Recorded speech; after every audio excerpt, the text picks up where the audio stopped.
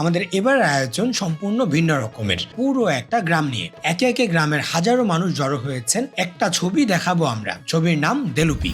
এই গ্রামটার নাম হচ্ছে মূলত দেলুটি এবং সেখান থেকে এই মুভির নামকরণ করা হয় দেলুপি।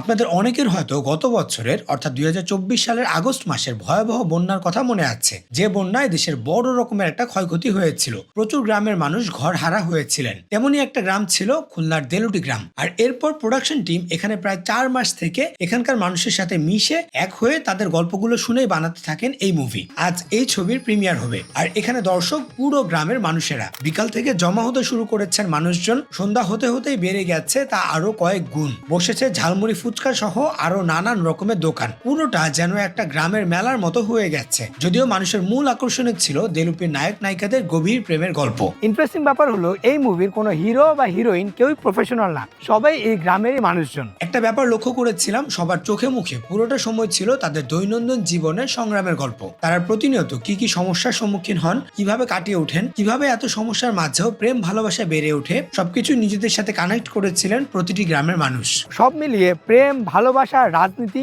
রেজিলিয়েন্স, আশা ভরসার মুভি হচ্ছে এই দেলুপি। ছবিটি সিনেপ্লেক্স সহ বড় বড় সিনেমা হলগুলোতে মুক্তি পেতে যাচ্ছে 14 নভেম্বর অর্থাৎ আগামীকাল। এরপর চলতে থাকবে দীর্ঘ সময়। আপনারা চাইলে অবশ্য যে কোনো সময় দেখে আসতে পারেন।